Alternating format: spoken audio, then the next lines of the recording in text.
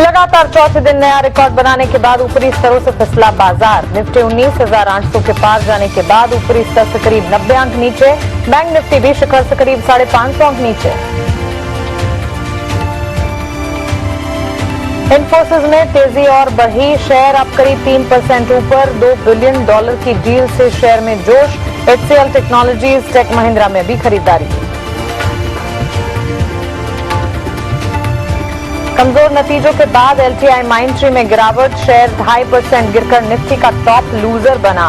Company की आय और मुनाफा उम्मीद से कम। नतीजों के बाद टाटा एल्क्सी पर भी दबाव।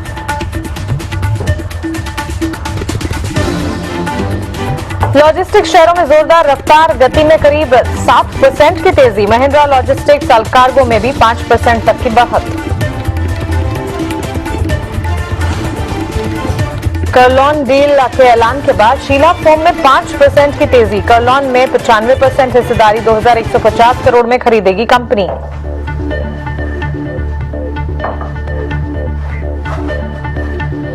बड़े निवेशकों की खरीदारी की खबर से न्यूलैंड लैबोरेटरीज में 7% का उछाल। मुकुल अग्रवाल और केडिया सिक्योरिटीज ने बढ़ाया कंपनी में हिस्सा।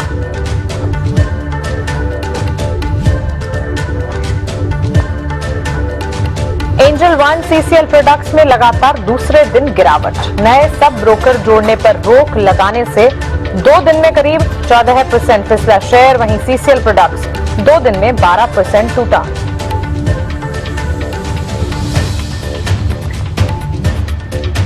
नतीजों के बाद पॉलीकैब में 4% की तेजी। कंपनी की आय में 42% की बढ़ोतरी। मार्जिन्स भी 11.5% से बढ़कर 14% के पार, लेकिन अनुमान से कम। VNB मार्जिन से ICICI प्रूडेंशियल में गिरावट। अब बाजार को इंडसइंड बैंक के नतीजों का इंतजार। नेट इंटरेस्ट इनकम में 18% और मुनाफे में 29% बढ़त का अनुमान। प्रोविजंस में भी कमी की संभावना।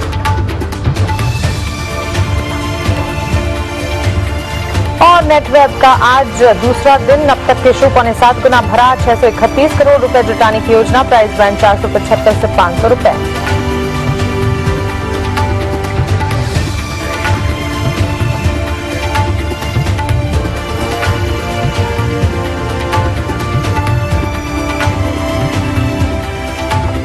नमस्कार, क्लोजिंग कॉल्स में आपका स्वागत है। आपके साथ मैं हूं मानसी दवे और मेरे साथ है अजय शर्मा। भारतीय बाजार में आज है वॉलेटिलिटी का दिन। उतार चढ़ाव के बीच इनफैक्ट 4 ट्रेडिंग सेशन से जो नए रिकॉर्ड्स का सिलसिला चला था, आज मानो थमा है। ऊपरी स्तरों से बाजार इस वक्त हल्के होते हुए नजर आए हैं।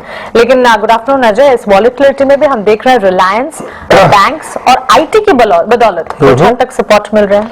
देखिए, ऐसा है कि सबसे पहले तो बाजार में आज ऊपर के स्तर से करीब 100 पॉइंट की कमजोरी आई है, नरमी से आई, लुढ़क सा गया बाजार। देखना यह था कि बाय ऑन डिप्स आती है या नहीं, क्योंकि लास्ट 2-3 हफ्तों से बाय ऑन डिप्स का स्ट्रक्चर अभी भी बना हुआ था, तो उसका टेस्ट होगा कि बाय ऑन डिप्स आई कि नहीं। बहुत भयंकर बाय ऑन डिप नहीं आई है, लेकिन कोशिश थी। तो 9,700 के लो तक गए, फिर उसके बाद ऑफ लोज बंद हो गए। देखना ये कि लास्ट आवर ट्रेड में क्या होता है। 19,800 के ऊपर एक बार देखा जरूर हमने, उसके बाद फिर ऊपर से अभी तो 100 पॉइंट घटे। बैंक निफ्टी में ज्यादा कमजोरी आई है, 500 पॉइंट की कमजोरी आई है टॉप से जी। तो पॉइंट ये कि बाय ऑन डिप्स इमर्ज होता है या नहीं। आज दिक्कत वाली बात यह है कि स्मॉल कैप मिड कैप में कमजोरी है जी। अगर आप स्मॉल कैप मिड कैप देखिए, जो अभी तक आउट परफॉर्म कर रहे थे, वो थोड़ा सा नरम पड़ते हुए नजर आए हैं। काफी तेजी हो गई थी, तो लोग मुनाफा वसूली कर रहे हैं। देखिए, डेज लो के करीब मिड कैप स्मॉल कैप आ गया है। इसलिए बाजार में शॉर्ट टर्म में ट्रेडिंग वहां होगी जहां बहुत बीट है, आउट परफॉर्मेंस है। नहीं तो बहुत सारी पॉजिटिवनेस ऑलरेडी फैक्टर्ड इन है। देखिए, small cap mid cap finally आपको क्रम्बल करता हुआ नजर आ रहा है। दूसरी बात यह कि अब नतीजों पे नजर, कमेंट्री पे नजर। इंडसइंड बैंक देखिए रिजल्ट के पहले कमजोर है बिल्कुल, लेकिन रिलायंस और इंफोसिस और HCL टेक और ICICI बैंक, ये 3-4 स्टॉक अगर नहीं होते हरे निशान में, तो आपको निफ्टी भी 40-50 पॉइंट और ज्यादा नीचे नजर आता है। ये पूरा हफ्ता ही अहम नतीजों का है वैसे देखा जाए तो, और सारे के सारे नंबर्स, इनफैक्ट रिलायंस के नंबर्स भी वॉच आउट किए जाएंगे। फ्राइडे को नंबर्स हैं, लेकिन उससे पहले 19 तारीख को डीमर्जर का जो ट्रिगर है, उसके वजह से काफी स्टॉक चल रहा है जी। तो टेक्निकल्स की बात तो हमने कर ली। गौरांग शाह हमारे साथ हैं और पैनलिस्ट भी जुड़ेंगे। गौरांग, एक आपसे बाजार के फैब्रिक पर सवाल कर लूं मैं, क्योंकि ये जो करेक्शन जो आ रहा है काफी ज्यादा चहेता हुआ करेक्शन है। ऑलमोस्ट 100 में से 99 लोग पिछले एक महीने से ये बात कह रहे हैं साहब बात बढ़ गया है, आगे करेक्शन आना चाहिए, कब आएगा करेक्शन, लेकिन आ नहीं रहा था ये। बट इस बार लग रहा है थोड़ा सा सरकता हुआ चला आ रहा है कमरे के अंदर। ये बाजार को हेल्दी बना देगा आपके हिसाब से? बहुत बहुत धन्यवाद अजय आपका, और आप सभी को शुभ दिन हमारे तरफ से। एक्शन एंड आया है, अगर आप देखने जाए, हमने मंगलवार करेक्ट शुरुआत अच्छी हुई, फिर हमने दिन के दौरान में गिरावट देखी, और बाजार बंद होते होते फिर से जो ऊपर के स्तर थे हमने देखे, तो इंट्राडे करेक्शन आया और फिर ऊपर की तरफ बाजार उभरे। फिर एक आध दिन हमने थोड़ा बहुत गहरा करेक्शन देखा।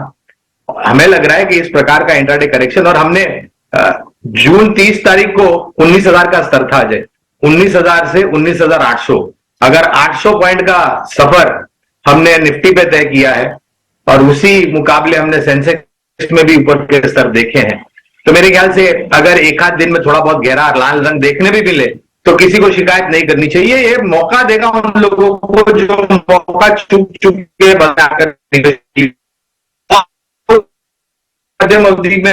लिखे होंगे उनको समेटने के लिए, लेकिन बहुत गहरा करेक्शन आए, परिस्थिति हमारे बीच में है, उसको देखते हुए मुझे नहीं लग रहा है कि कोई बड़ा गहरा करेक्शन आ सकता है। खाली एक ये जियोपॉलिटिकल टेंशन और बाकी अन्य जो नेचुरल कैलामिटीज हैं उसको लेकर के अगर कोई तकलीफ खड़ी नहीं होती है तो मेरे ख्याल से हम अभी भी सक्षम और मजबूत है।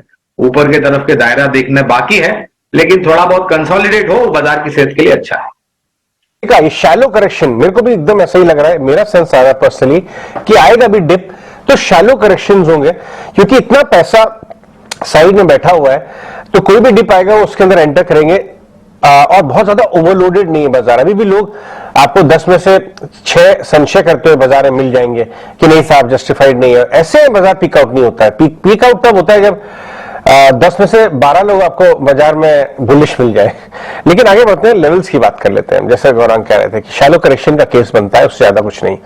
हमारे साथ राजेश पालवे हैं और संतोष मीना भी है। संतोष आप सुबह आज आप नहीं थे, दोपहर में आए हैं, चलिए आप ही से शुरुआत करते हैं। लेवल्स बताइए, निफ्टी बैंक निफ्टी कहां पे सपोर्ट है और कहां रेजिस्टेंस आ रहा है? Yes, good afternoon Rajesh ji and good afternoon everyone. Market की बात करें तो ओवरऑल तो ट्रेंड बुलिश है, लेकिन हाँ पिछले 2 दिनों से थोड़े से सिग्नल्स मिले हैं कि मार्केट में शायद एक छोटा मोटा करेक्शन आ सकता है। पहला तो जो पुट कॉल रेशियो बढ़कर 1.54 के लेवल पर आया है, दूसरा 2 दिन से इंडिया विक्स में अच्छा जंप देखने को मिल रहा है। तो और निफ्टी में 19,800 एज ए वीकली कॉन्ट्रैक्ट भी और मंथली कॉन्ट्रैक्ट भी आप कंबाइन करके देखो, 19,800 पे हाईएस्ट कॉल पे ओपन इंटरेस्ट था, थोड़ा अटक रहा है, लेकिन अभी कंफर्मेशन नहीं है। कंफर्मेशन 19,640, एक 640 इंपॉर्टेंट सपोर्ट लेवल है, उसके नीचे फिसलता है तो शायद हम एक छोटे मोटे करेक्शन की उम्मीद कर सकते हैं। तो आज हो सकता है कि रेंज बाउंड रहे, वोलेटाइल रहे, तो 19,640 नीचे सपोर्ट है, ऊपर में 19,800 रेजिस्टेंस है। बैंक निफ्टी की बात करें तो बैंक निफ्टी में बड़े दिनों बाद कल ब्रेकआउट आया, आज सुबह सुबह मोमेंटम भी देखा, लेकिन सस्टेन नहीं कर पाया।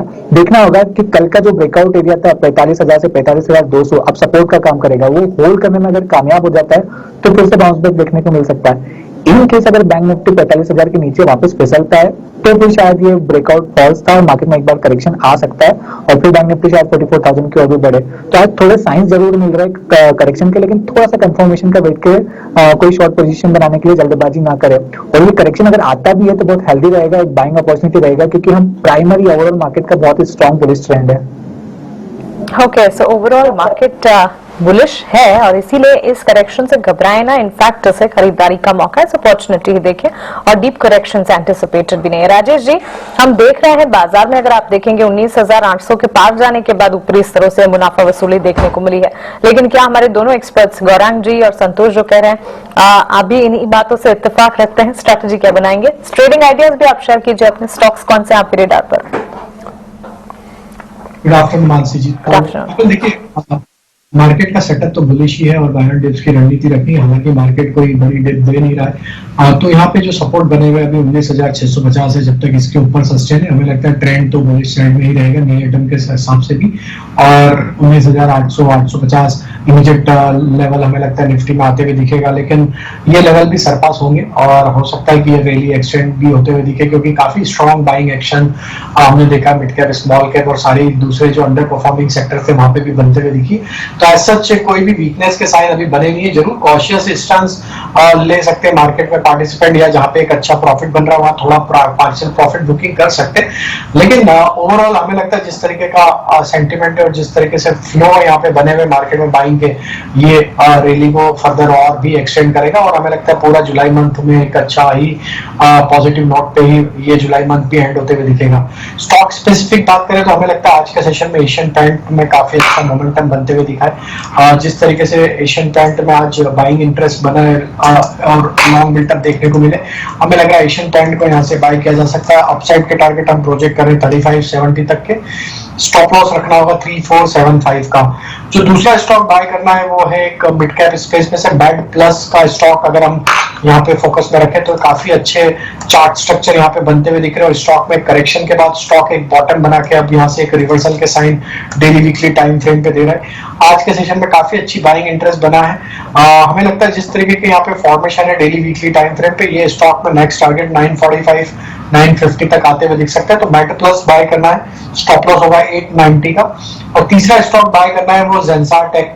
ये स्टॉक में देखे तो एक फ्लैट पैटर्न का ब्रेकआउट यहाँ पे वीकली चार्ट पे बनते हुए दिखा था, ये सेकंड कंसेक्यूटिव वीक है जहाँ पे हायर हाई लो फॉर्मेशन बन रहे हैं, एक स्ट्रॉन्ग बाइंग इंटरेस्ट यहाँ पे देखने को मिला स्टॉक में पिछले 2 हफ्तों से। जेंसार टेक के target trading point of view से हम प्रोजेक्ट कर रहे हैं 470 480, स्टॉप लॉस होगा 438 का। तो चलिए टेक्नोलॉजी प्लेयर्स और साथ ही फार्मा हेल्थ केयर पर भी नजर है राजेश जी की। संतोष आप बताइए, आपके ट्रेडिंग आइडियाज बैंक्स फाइनेंशियल्स अच्छा खासा चल रहे हैं, आईटी से भी सपोर्ट तो नजर आ ही रहा है, क्या इन्हीं स्पेसेस इन्हीं सेगमेंट्स को आपने चुना है? Good afternoon.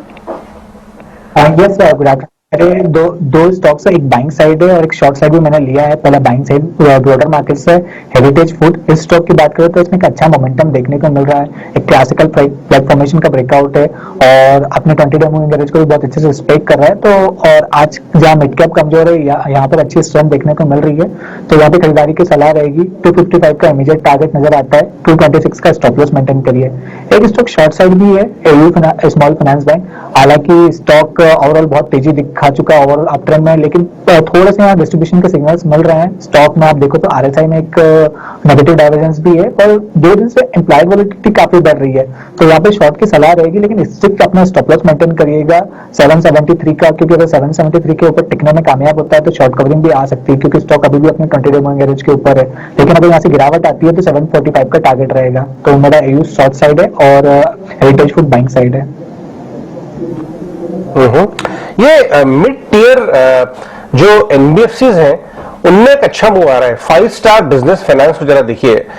गौरंग, आपने इसका बिजनेस मॉडल चेकआउट किया है क्या? रिजल्ट 2-3 क्वार्टर से ठीक ठाक दे रहा है, लेकिन स्टॉक करेक्टिव फेज में चला गया था, अब अच्छे मूव्स दिख रहे हैं। या कोई और एसएमई लेंडर जो आप देखते हो?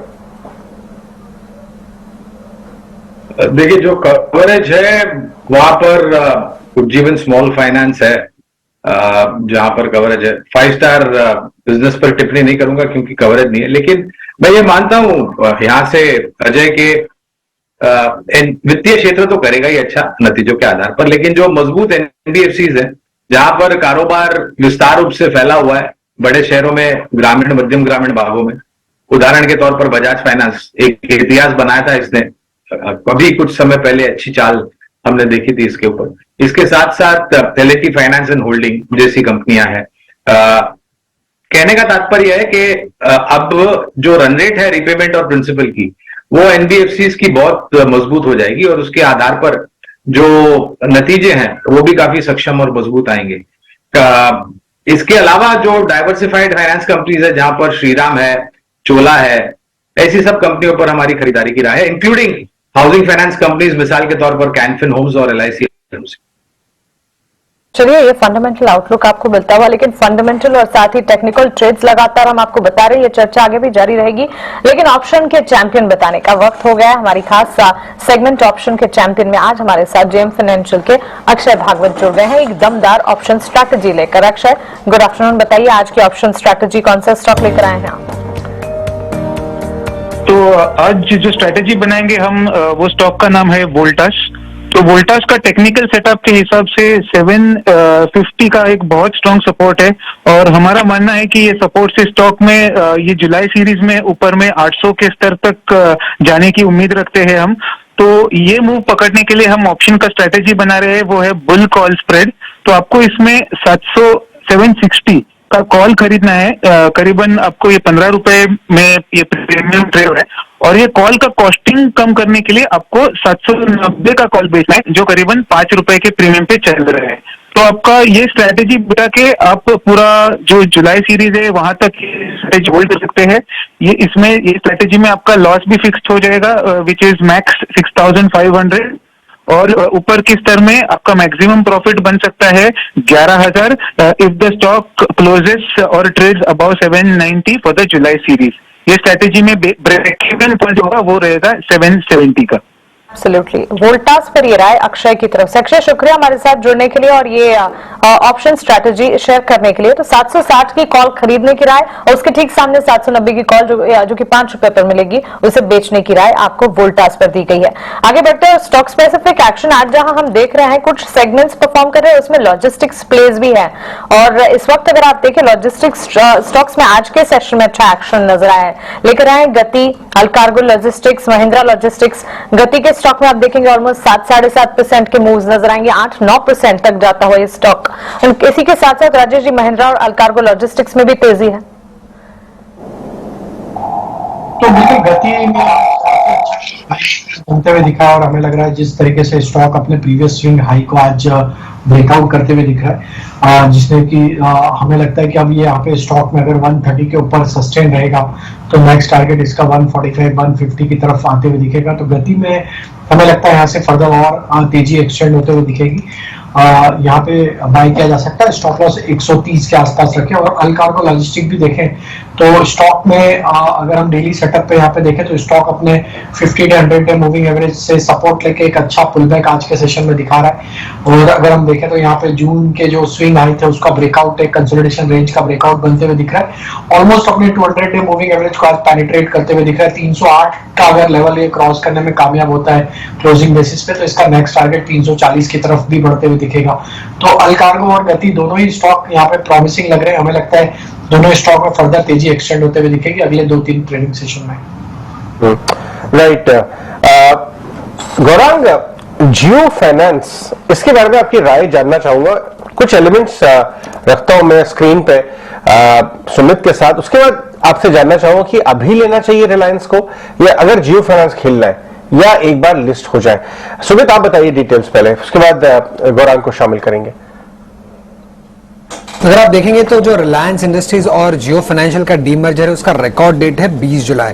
इसका मतलब ये होता है कि किसी भी इन्वेस्टर के लिए अगर ये डीमर्जर का हिस्सा वो बनना चाहते हैं, वो जियो फाइनेंशियल के शेयर्स पाना चाहते हैं, तो उन्हें जुलाई 19 तक शेयर्स खरीदने होंगे रिलायंस इंडस्ट्रीज के, तो ही उन्हें जियो फाइनेंशियल का जब भी वो मार्केट में लिस्ट होगा तब उनके शेयर्स मिलेंगे। अब जो डीमर्जर का रेशियो कंपनी ने फिक्स किया है वो है 1:1। इसका मतलब ये होता है कि एक शेयर रिलायंस इंडस्ट्रीज के बदले आपको एक शेयर जियो फाइनेंशियल का मिलेगा जब भी वो कंपनी लिस्ट होगी। अब ये लिस्टिंग कब होगी उसके डिटेल्स अब तक नहीं आए हैं, बट रिकॉर्ड डेट है डीमर्जर का 20 जुलाई, मतलब 19 जुलाई तक आपको शेयर्स खरीदने ही पड़ेंगे अगर आप डीमर्जर में हिस्सा लेना चाहते हैं तो। अब एक जियो फाइनेंशियल की जो अगर आप कंपनी के बारे में देखेंगे तो उसके जो चेयरमैन और सीईओ होंगे वो दोनों ही आईसीआईसीआई बैंक के एक्स दिग्गज लीडर्स है। केवी कामत है कंपनी के चेयरमैन और हितेश सेठिया बनेंगे कंपनी के सीईओ। और ये कंपनी क्या करेगी, ये लेंडिंग सर्विस प्रोवाइड करेगी कंज्यूमर मर्चेंट्स को और दूसरे वर्टिकल्स में भी एंटर कर सकती है, जैसे कि इंश्योरेंस हो जाए, broking, asset management, payments business, और आगे चल के ये एक बड़े स्ट्रेटेजिक या फाइनेंशियल इन्वेस्टर को भी ला सकते हैं जियो फाइनेंशियल्स में। अब वैल्यूएशन की अगर हम बात करें तो फाइनेंशियल सर्विस जो ये जियो फाइनेंशियल सर्विस जो कंपनी है उसके पास 6.1% हिस्सेदारी होगी रिलायंस इंडस्ट्रीज के, ये है वो ट्रेजरी शेयर्स, और उनकी वैल्यू अगर आप देखेंगे तो करीब 1.1 लाख करोड़ है। इसके अलावा कंपनी की जो नेटवर्थ होगी वो करीब 28,000 करोड़ के आसपास हो सकती है। तो इन नंबर्स के हिसाब से अगर हम देखें तो बुक वैल्यू जो बनेगी जियो फाइनेंशियल्स की वो 200 रुपए प्रति शेयर का होगा, और एनालिस्ट क्या वैल्यू दे रहे हैं जियो फाइनेंशियल्स के लिए, वो करीब 160 से लेके 190 तक का एक्सपेक्ट कर रहे हैं लिस्टिंग प्राइस होगा जियो फाइनेंशियल्स का। उसके अलावा अगर आप देखेंगे तो जियो फाइनेंशियल्स की जो मार्केट वैल्यू होगी ऑन लिस्टिंग वो 4th लार्जेस्ट फाइनेंशियल इंस्टीट्यूशन हो सकती है इंडिया की, करीब 1.4 लाख करोड़ का मार्केट कैप हो सकता है जियो फाइनेंशियल का लिस्टिंग पे। अब अगर हम देखें इंडिसेस पे और एफएनओ पे क्या इंपैक्ट होगा, तो रिलायंस इंडस्ट्रीज के जो एफएनओ कॉन्ट्रैक्ट है वो जुलाई 19 को ही एक्सपायर हो जाएंगे। निफ्टी और सेंसेक्स में जियो फाइनेंशियल हिस्सेदारी बना रहेगा, और जो प्राइस होगा उस टाइम के लिए वो कांस्टेंट प्राइस होगा। अब ये कांस्टेंट प्राइस कैसे कैलकुलेट होगा, जुलाई 28 जो कि डीमर्जर डेट है उस दिन रिलायंस इंडस्ट्रीज का जो डिस्कवरी प्राइस होगा माइनस जुलाई 19 का रिलायंस इंडस्ट्रीज का क्लोजिंग प्राइस, जो भी डिफरेंस होगा वो होगा कांस्टेंट प्राइस, और उसी प्राइस पे जियो फाइनेंशियल निफ्टी और सेंसेक्स का हिस्सेदार बना रहेगा, बट लिस्टिंग प्राइस अलग हो सकता है जियो फाइनेंशियल का कांस्टेंट प्राइस के सामने। एमएससीआई इंडेक्स में अगर हम देखें तो जियो फाइनेंशियल और एमएससीआई के स्टैंडर्ड इंडेक्स में हिस्सेदार होंगे, और फिटसी की अगर हम बात करें तो वहां पे वो हिस्सेदार होंगे जरूर स्टार्टिंग में, बट वो हिस्सेदारी से निकल सकते हैं अगर जियो फाइनेंशियल की लिस्टिंग अगले 20 दिन में नहीं हुई तो। ठीक है, बुक वैल्यू है 200 रुपए। गौरांग, आप रिलायंस बहुत क्लोजली देखते हैं, जियो फाइनेंशियल्स में पैसा डालना चाहिए पहले दिन?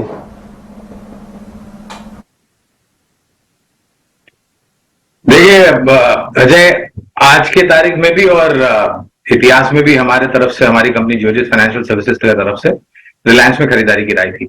अभी और हम तो ये मान के चल रहे हैं कि अगर कंपनी अलग होती है तो वैल्यू अनलॉक होती है वगैरह वगैरह। 200 रुपए की बुक वैल्यू जैसे अभी पता चल रहा है हमें, और लिस्टिंग के लिए एक स्पेशल सेशन होगा, एडजस्टमेंट होगी अप्रोप्रिएटली, तो फिर वो जियो फाइनेंशियल हो या फिर जियो टेलीकॉम हो या फिर बाकी अन्य रिटेल और डिजिटल कारोबार अलग करके निवेशकों की पूंजी में वृद्धि करने की बात हो, मेरे ख्याल से समीकरण हमारे लिए तो एक ही बैठता है, सम ऑफ द पार्ट्स आपको देखना है। तो हम तो आज की तारीख में भी खरीदारी की राय देंगे रिलायंस इंडस्ट्रीज में, और अगर किसी को उसके पश्चात भी करना है तो जाहिर है जिस तरीके की अभी बातें आपके सहयोगी बता रहे थे, 4th लार्जेस्ट एनबीएफसी के रूप में खड़ी होकर के आएगी और बहुत विभिन्न कारोबार में ये उतरेगी फाइनेंशियल प्रोडक्ट्स में, तो डेफिनेटली भविष्य तो काफी उज्जवल लग रहा है। रिलायंस इंडस्ट्रीज आज भी करीब 1% 2800 क्रॉस। एक चार्ट चेक ले संतोष, रिलायंस 2800 के ऊपर बंद होता है तो किस 3000 के लिए जा रहा है क्या?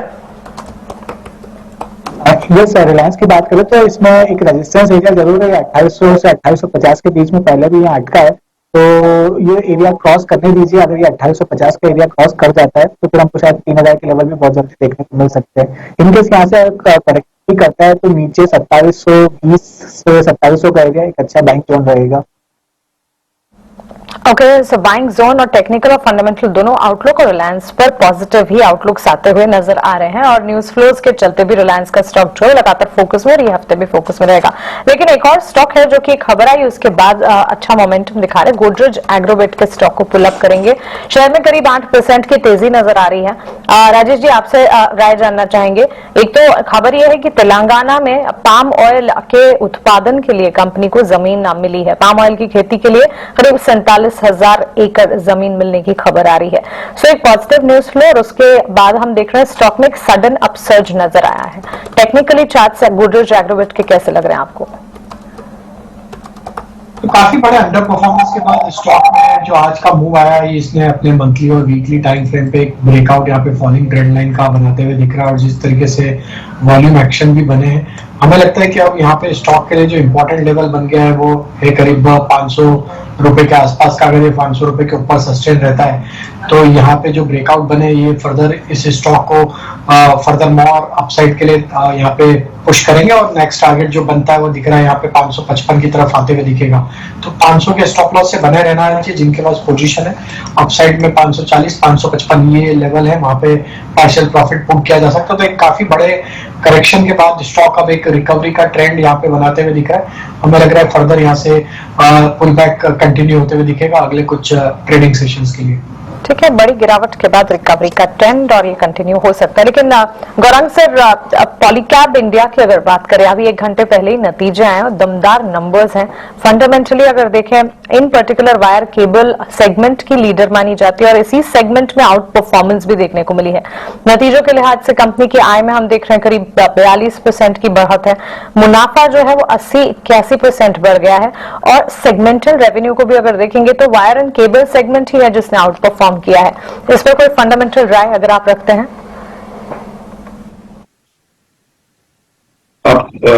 माफ कीजिएगा, आपकी आवाज नहीं आ रही थी मानसी, कौन सी Gaurang ji, Polycab wire and cable segment से जुड़ी कंपनी पॉलीकैब पोस्ट रिजल्ट्स अच्छा एक्शन दिखा रही है।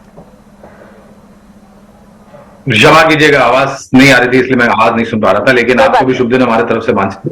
Good afternoon. इस पर भी बुनियादी तर्क के आधार पर हमारी खरीदारी की राय है मानसी, और नतीजे इतने बेहतर आए और जिस प्रकार का प्रोडक्ट प्रोफाइल है इनके पास और मार्केट शेयर है, ये सब ध्यान में रखते हुए मेरे ख्याल से आने वाले भविष्य में भी मेरे ख्याल से काफी बेहतर आंकड़े लेकर के आएंगे। सिर्फ एक ही दिक्कत है, 5% आज ऊपर है तो पूरी ताकत लगा करके निवेश नहीं करना चाहिए, थोड़ी पूंजी इस स्तर पर लगाए और गिरावट पर और जोड़े। पॉजिटिव रिजल्ट का एक्शन है जो कि नजर आ रहा है। स्टॉक आज काफी एक्शन दिखा चुका है। एक बार गिरावट या कह सकते हैं कि अच्छे लेवल्स पर आ जाए, फिर इसे एक्यूमुलेट करने के बारे में सोचा जा सकता है, लेकिन मजबूत काउंटर है। छोटे से ब्रेक के लिए यहां पर हम रुक रहे हैं, जल्द लौटेंगे, आप बने रहें।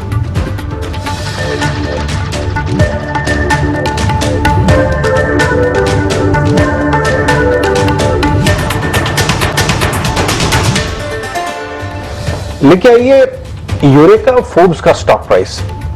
एक लैकलस्टर मार्केट में स्टॉक में 4% का मूव आपको दिख रहा है। पिछले क्वार्टर मिस्टर पोटा ने एक अच्छा यूरेका फोर्ब्स, डायरेक्टर साहब, अब घर में पानी वाला जो मशीन आती है यूरेका फोर्ब्स, ये वही कंपनी है और इसमें हुआ क्या, मैनेजमेंट चेंज हुआ है। पोटा साहब ने पिछले क्वार्टर अच्छा रिजल्ट दिया था और स्टॉक करीब 480 का था, अभी 530 का रिजल्ट आने वाले हैं। और एक प्रेजेंटेशन दिया था कि कैसे इलेक्ट्रिफिकेशन जो बढ़ रहा है देश भर में, उनका फायदा मिल रहा है और पानी जल से नल के भी बेनिफिशियरी है क्योंकि घर घर में पाइप वाटर आ चुका है नल में। यूरेका फोर्ब्स आपके पे आपने नजर डाली है क्या गौरंग? नजर तो नहीं डाली, लेकिन इनके प्रोडक्ट हम बखूबी इस्तेमाल करते हैं अजय, और मार्केट शेयर भी बहुत बड़ा है इनका। और हाल ही में इन्होंने नए रेंज के प्रोडक्ट्स लॉन्च किए थे जहां पर उपभोक्ताओं ने दोनों हाथों से इनका स्वागत किया है। और जो बातें मैनेजमेंट ने बताई है, नल से जल वगैरह और पीने की पानी की सुविधा हर एक घर में पहुंचे, उसका भी प्रयास सरकार कर रही है और काफी सफलता इनको मिली है। तो बैलेंस शीट काफी मजबूत और अच्छी है इनकी, और प्रोडक्ट और मार्केट शेयर भी उतना ही मजबूत है इनका। अच्छा संतोष, चार्ट देके बचाए 530 का भाव है, लेना चाहिए इस भाव से?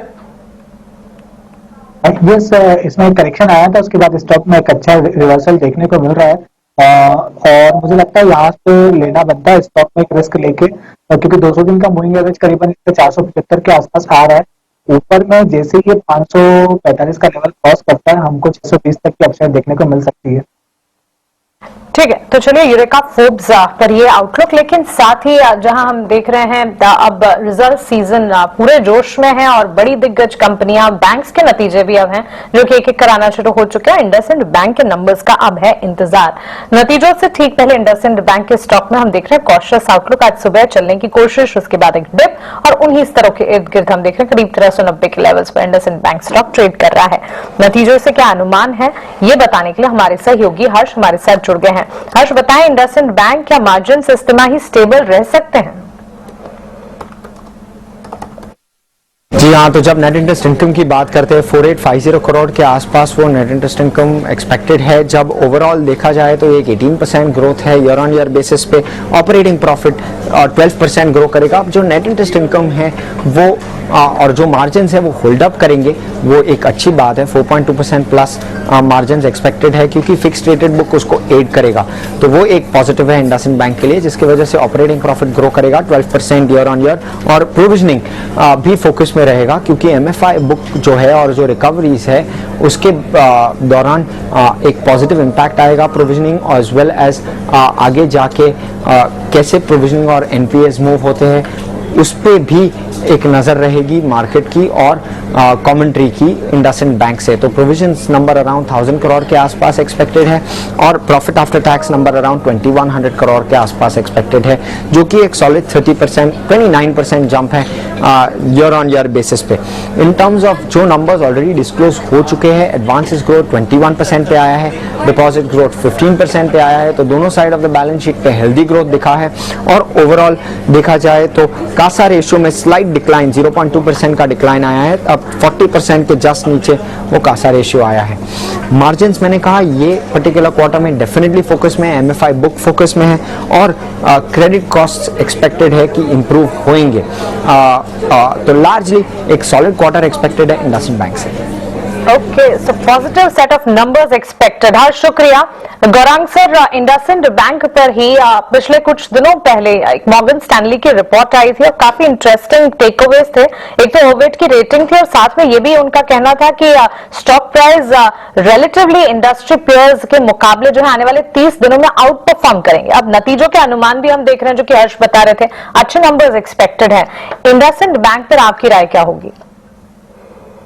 तो मानसी, बुनियादी दर के आधार पर काफी लंबे से हमारी खरीदारी गिरा है और आपको वो समय भी याद होगा जब ये 1100-1300 हुआ करता था और फिर कुछ खबरों को लेकर के और कुछ नतीजों के आंकड़ों को लेकर के ये फिसला मेरे ख्याल से 400 के नीचे भी गया था, ये 350 के आसपास आया था। फिर वापस कारोबार में ध्यान दिया, रणनीति में ध्यान दी, कासा रेशियोज मजबूत हुए, रिकवरीज में ध्यान दी, सबसे बड़ी बात मानसी, और ग्रॉस और नेट एनपीएस लगातार आपको नीचे आते हुए नजर आए, जिसके फलस्वरूप आपके प्रोविजनिंग भी नीचे आ गए। आज के तारीख में हमें लग रहा है कि आज आंकड़े आने वाले, इसलिए मैं ज्यादा आगे बढ़ते हुए टिप्पणी नहीं करूंगा, लेकिन हमारा अनुमान यह है कि वित्तीय क्षेत्र यानी कि सरकारी बैंक, निजी क्षेत्र की बैंक और मजबूत एनबीएफसीज पिछले साल भी अच्छा रुझान लेकर के आए थे आंकड़ों के आधार पर। इस साल भी मुझे लग रहा है कि सिर्फ इस तिमाही नहीं, आने वाली बाकी की जो तीन तिमाहियां उसमें भी वित्तीय क्षेत्र यानी कि बैंकिंग और एनबीएफसीज काफी मजबूत प्रदर्शन करेंगे आंकड़ों के आधार पर। खरीदारी की राय है इंडसइंड बैंक पर लंबी अवधि के लिए। एब्सोल्युटली, तो ये रहा इंडसइंड बैंक पर। लेकिन चलिए आप आगे बढ़ते हैं और खबर गर्म है सेगमेंट का रुख करते हैं।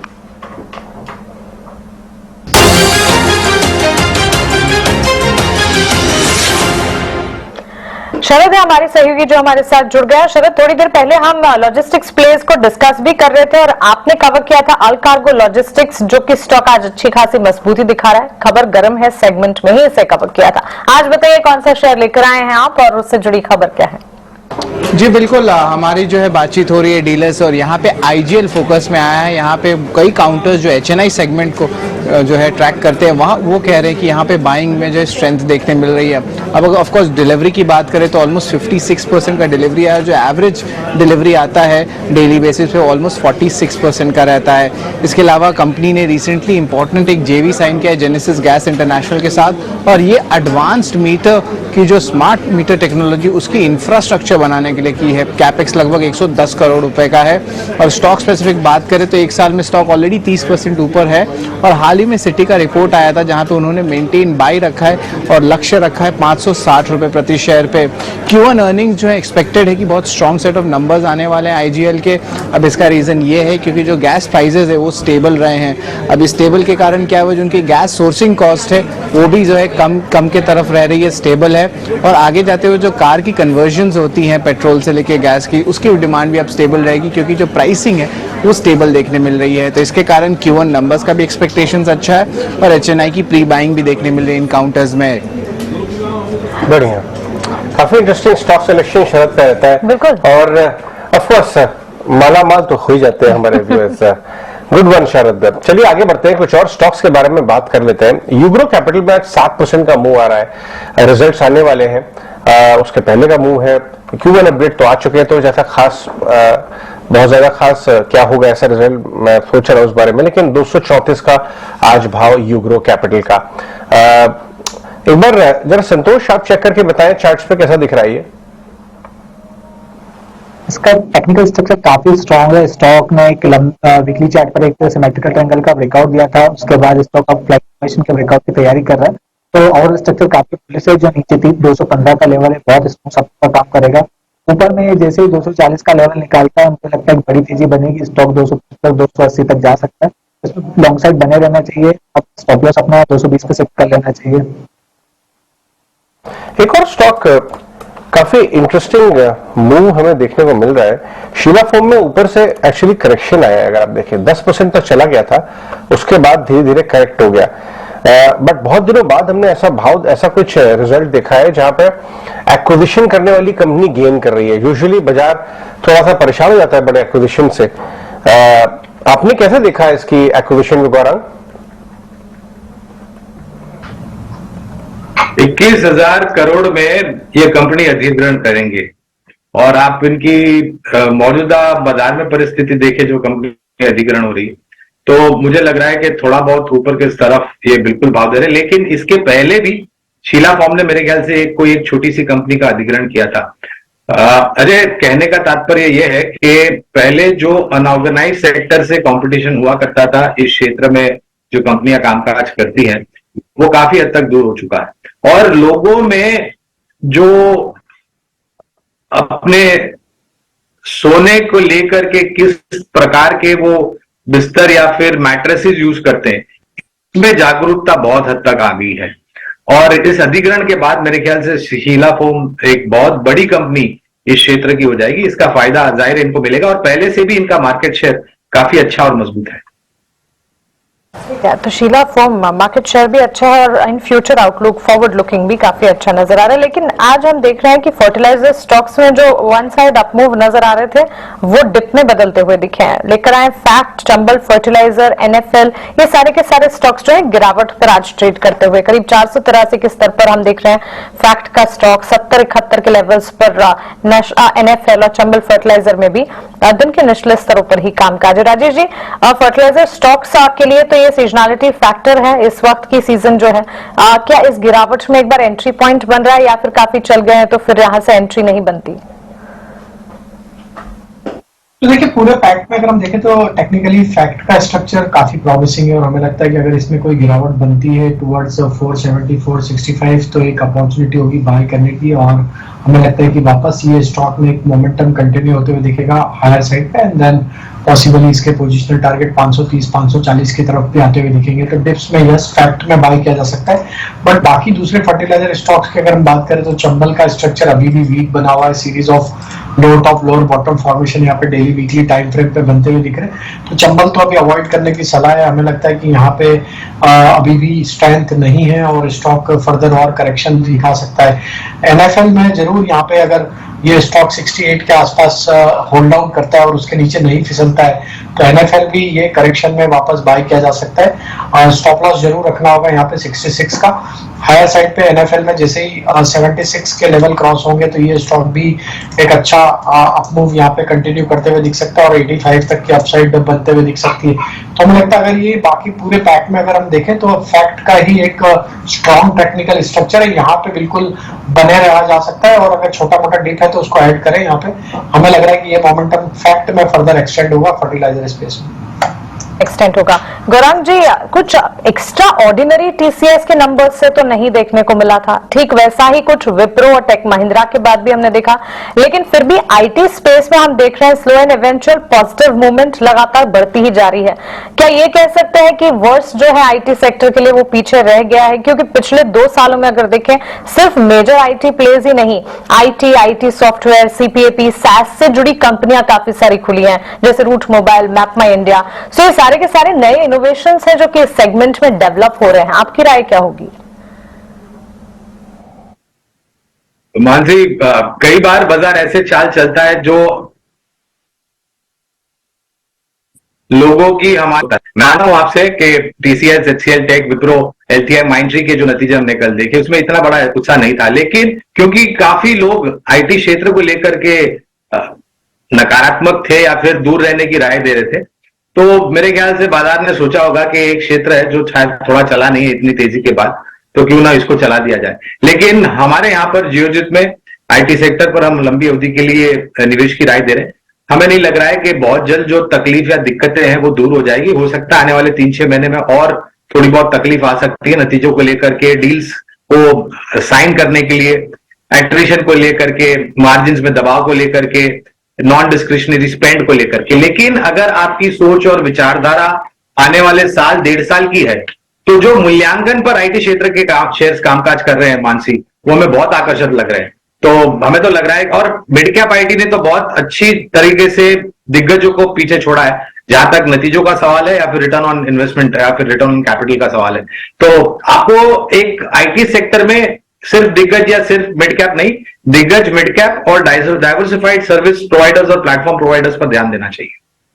तो चलिए आईटी पर ये एक deep dive analysis of fundamental outlook. लेकिन सहारा ग्रुप से जुड़ी एक खबर आती हुई दिखी है। सहारा की स्कीम है एक, और ये जो स्कीम है वो निवेशकों के लिए एक अच्छी खबर साबित हो सकती है।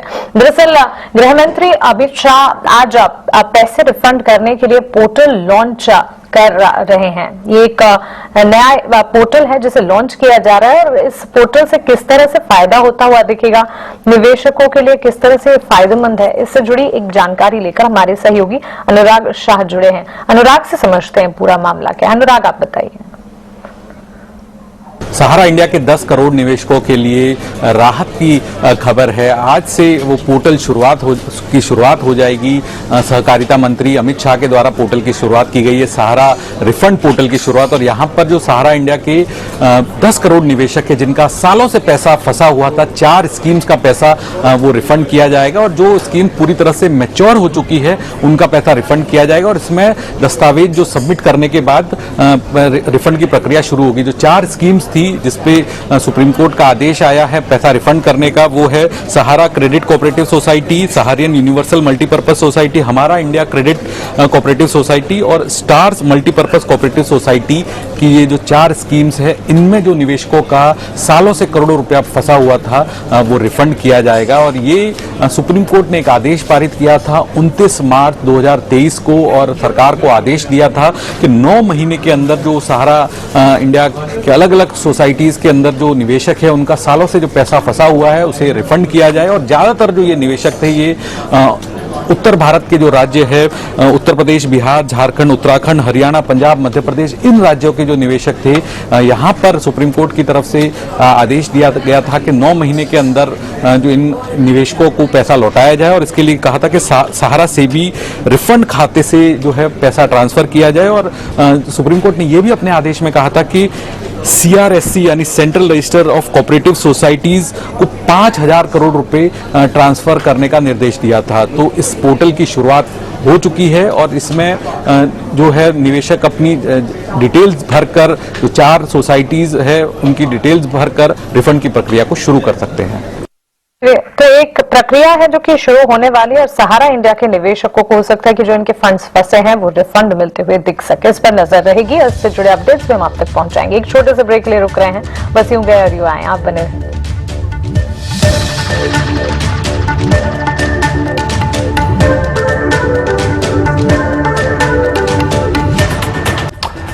थोड़ी सी रिकवरी तो अटेम्प्ट हो रही है, वन साइडेड फॉल तो नहीं है जिस बात का डर था, यानी बाइंग ऑन डिप अभी भी जिंदा है, टाइगर अभी जिंदा है जिसे कहते हैं। ये देखिए इंटरडे लोएस्ट पॉइंट से थोड़ा रिकवर, ऑफ लोज हुआ है, 50-60 पॉइंट निफ्टी रिकवर हुआ है। बैंक निफ्टी लेके आइए, वो ज्यादा रिकवर नहीं हुआ, लेकिन रिलायंस लेके आइए, ICICI बैंक लेके आइए, इन्फोसिस लेके आइए, और आप टेक महिंद्रा लेके आइए। ये सारे स्टॉक आपको हरे निशान में नजर आएंगे। तो कहीं ना कहीं ये पकड़ के बैठे हैं इंडेक्स को, वरना निफ्टी और नीचे होता हरे निशान में। देखिए मिड कैप स्मॉल कैप में थोड़ा सा दबाव है, मिक्स्ड मार्केट कहेंगे, ठीक है, अच्छी है।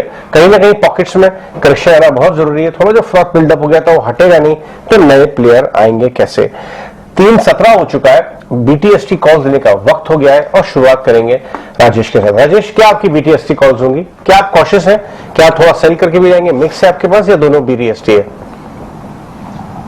नहीं अजय जी, अभी BTST ही ट्रेड रखेंगे, सेल पहला स्टॉक बाय करेंगे अल्केम लैब। ये स्टॉक में काफी अच्छे ब्रेकआउट यहाँ पे बनते हुए दिखे और स्टॉक अपने मई में जो इसके स्विंग हाई थे उसको भी अब क्रॉस करते हुए सरपास करते हुए दिख रहा है। जिस तरीके की चार्ट स्ट्रक्चर है अल्केम में, हम जो टारगेट प्रोजेक्ट कर रहे हैं वो आना चाहिए करीब 3740 3750 तक।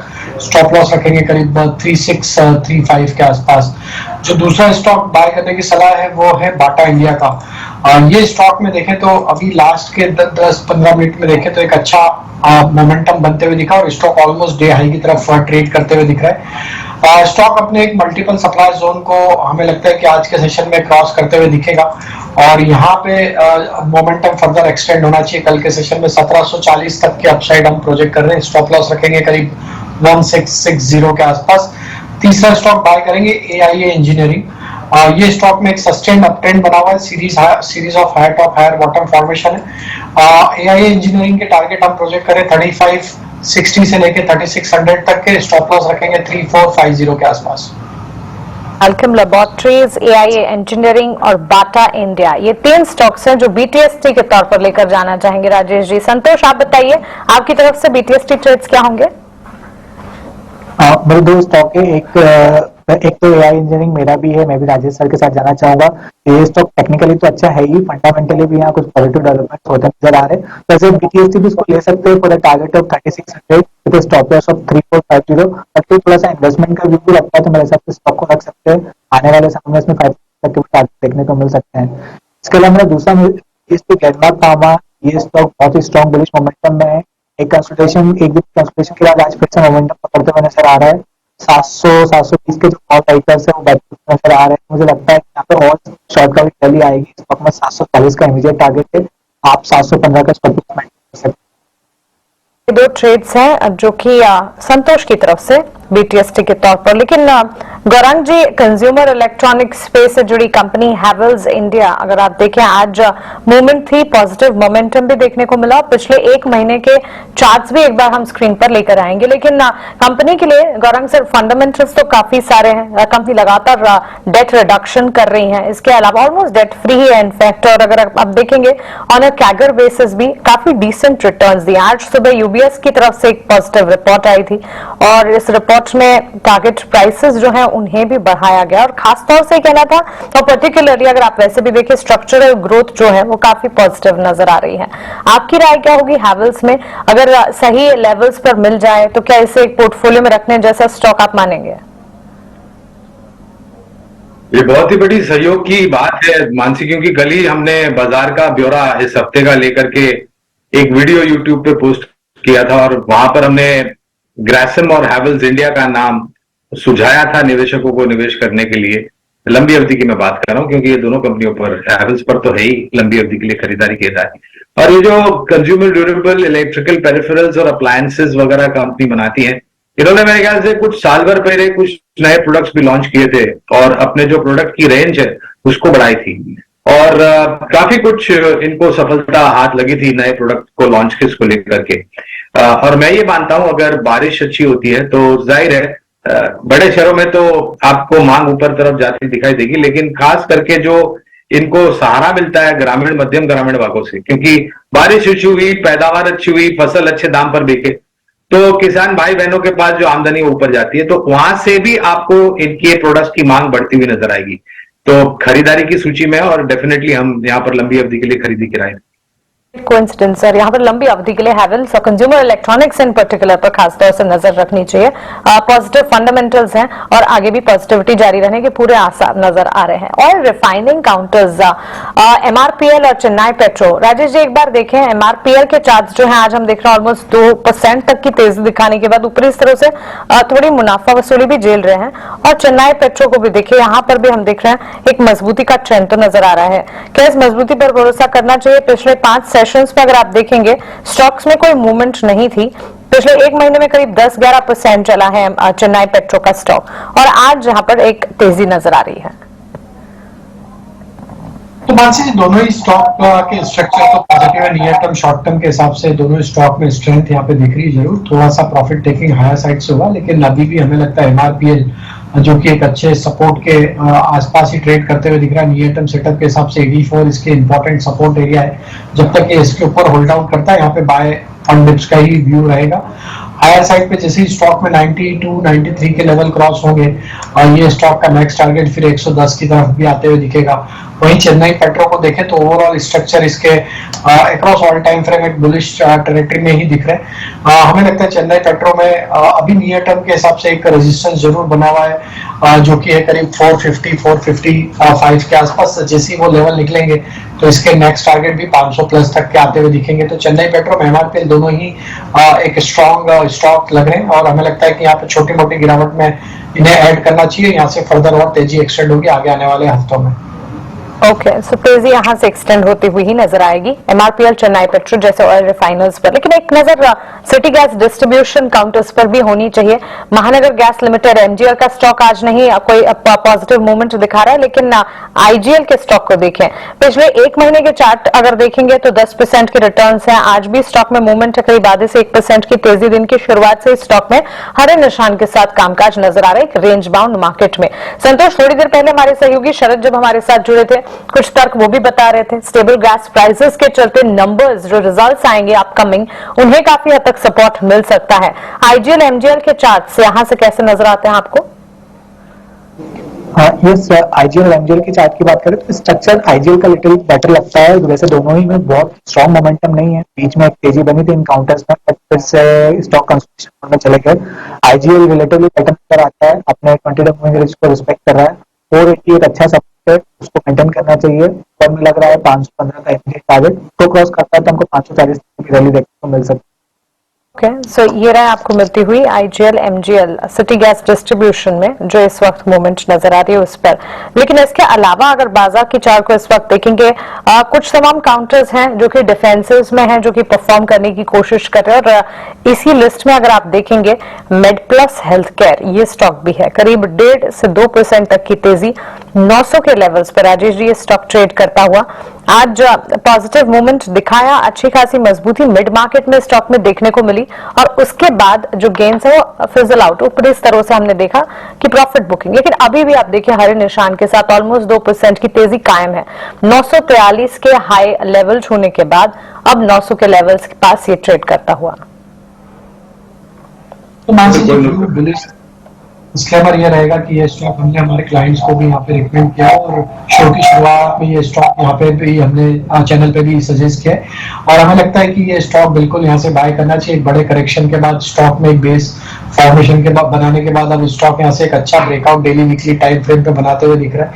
हमें लग रहा है बिल्कुल यहाँ से 950 से लेकर 960 तक नियर टर्म में टारगेट आते हुए दिखेंगे और अगर ये लेवल सरपास होते 960 के ऊपर भी निकलता है तो फिर 1100 तक की भी तेजी इसमें आते हुए दिखेगी। तो एक बड़े करेक्शन के बाद अब कंसोलिडेशन के बाद यहाँ पे ब्रेकआउट आते हुए दिख रहा है। 880 के स्टॉप लॉस से बाय करने की सलाह। ठीक है, कुछ तमाम रिपोर्ट्स एचडीएफसी बैंक पर भी गौरंग सर आई थी और इसमें जेफरीज की एक रिपोर्ट मेरे ध्यान में आ रही है और एचडीएफसी पर ओवरऑल भी आपकी राय क्या होगी? क्योंकि लगातार अगर आप देखें बिग मर्जर के बाद स्टॉक फोकस में है भी और उसके बाद अगर देखें बैंक्स फाइनेंशियल्स में सिर्फ बड़ी दिग्गज की नहीं छोटी मझोली बैंक्स की भी बात अब हो रही है कि एंट्री लेवल्स जो है वो डेवलप होना शुरू हो चुके हैं। लेकिन amongst fastest growing HDFC bank पर आपकी राय क्या होगी?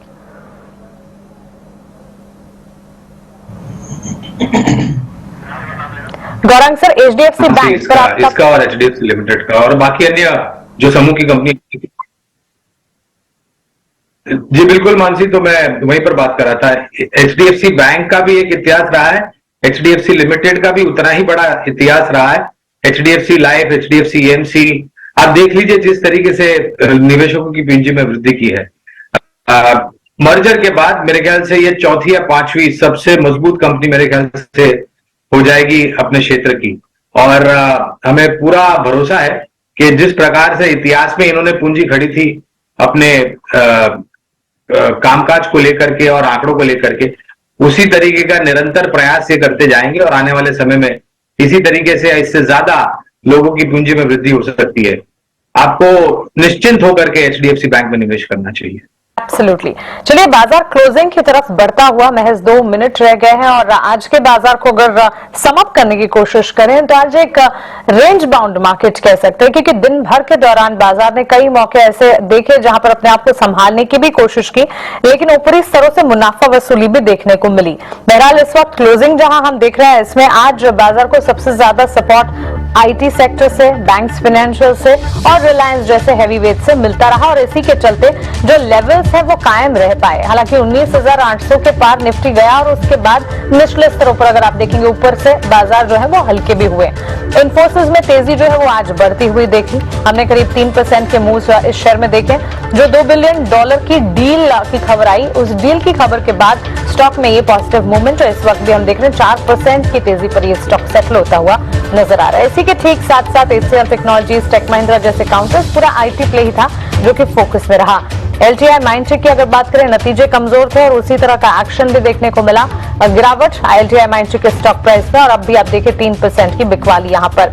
आज का दिन लॉजिस्टिक्स सेक्टर के लिए काफी अच्छा रहा। लॉजिस्टिक्स प्लेयर्स में गति, कार्गो लॉजिस्टिक्स, महिंद्रा लॉजिस्टिक्स, ये सारे के सारे स्टॉक्स में करीब 3 से लेकर 4% तक के मूव्स। इनफैक्ट गति का स्टॉक तो अगर आप देखेंगे 7% की तेजी भी आज के सेशन में दिखा रहा था। कुछ डील विंस, कुछ एक्विजिशंस, ये सारी खबरें थी जिसके चलते कई स्टॉक में मूवमेंट देखी, जैसे कि कर्लॉन डील के ऐलान के बाद शीला फोम के स्टॉक प्राइस में 5% तक की तेजी नजर आई। वहीं अगर आप देखेंगे बड़े निवेशकों की खरीदारी की खबर आई और न्यूलैंड लैबोरेटरीज के स्टॉक में भी अच्छा खासा एक्शन दिखा। इनफैक्ट डिफेंसिव के तौर पर health care, diagnostic, pharma plays में आज एक्शन था भी। लेबोरेटरी काउंटर्स में हम देख रहे थे अच्छा खासा एक्शन देखने को मिला। पॉलीकैब के चार्ट्स को भी देखना चाहिए क्योंकि यहाँ पर भी अच्छे नतीजे और नतीजों के ठीक बाद काफी दमदार स्ट्रॉन्ग सेट ऑफ नंबर्स थे। वो नंबर्स के ठीक बाद हमने देखा कि स्टॉक में अच्छा खासा एक्शन था। सो ऑल इन ऑल अगर आप बाजार को समझेंगे, सेक्टर स्पेसिफिक और स्टॉक स्पेसिफिक काफी एक्शन देखने को मिला। हालांकि इंडेक्स जो है वो एक रेंज में ही रहे। सेक्टर्स कौन से परफॉर्म कर रहे हैं? आईटी सेक्टर ने आज थ्रू आउट द डे बाजार को संभालने का काम किया। एनर्जी स्पेस से भी हल्की फुल्की ही सही, लेकिन खरीदारी जरूर दिन के दौरान देखने को मिली। और उसके ठीक सामने आज सिर्फ ये 1-2 सेक्टर्स थे जो परफॉर्म कर रहे थे और लॉजिस्टिक्स जैसे साइडवेज सेक्टर्स में परफॉर्मेंस थी, लेकिन मेजर सेक्टर्स में बिकवाली का दबाव था। ऑटो आज गिर रहा था। बैंक्स, फाइनेंशियल्स में भी हमने एक रेंज में कामकाज देखा। FMCG, फार्मा, मेटल, रियल्टी और साथ ही मीडिया स्पेसेस में हमने बिकवाली ही देखी। लेकिन मेजर कंट्रीब्यूटर्स बाजार में क्लोजिंग के दौरान कौन से देखने को मिले? और थ्रू आउट द डे भी रिलायंस ने तो लगातार कमान संभाली, बाजार को संभालने का काम किया, लेकिन इसके साथ Infosys, ICICI bank, Asian paints और HCL टेक्नोलॉजीज में भी हरे निशान के साथ ट्रेड देखिए। फाइनल क्लोजिंग आपके स्क्रीन पर। एडवांस डिक्लाइन रेशियोज में एडवांसेस 800, उसके सामने 1272 डिक्लाइंस क्लियरली जताता है कि बाजार में आज हमने देखा रेंज में वॉलेटिलिटी के साथ कामकाज दिखा। 19,750 के स्तर पर निफ्टी में क्लोजिंग, सेंसेक्स 66,795 के लेवल्स और लाल निशान के साथ 45,400 के लेवल्स पर हमने देखा है बैंक निफ्टी में क्लोजिंग रही। गौरांग जी, संतोष जी और राजेश जी, आपका शुक्रिया हमारे साथ जुड़ने के लिए, क्लोजिंग में अपना समय देने के लिए, आपके आइडियाज हमारे साथ शेयर करने के। क्लोजिंग कॉल्स को यही समेट रहे, मुझे दीजिए इजाजत, लेकिन आप बने रहे 18 आवर्स स्वदेश के साथ। नमस्कार।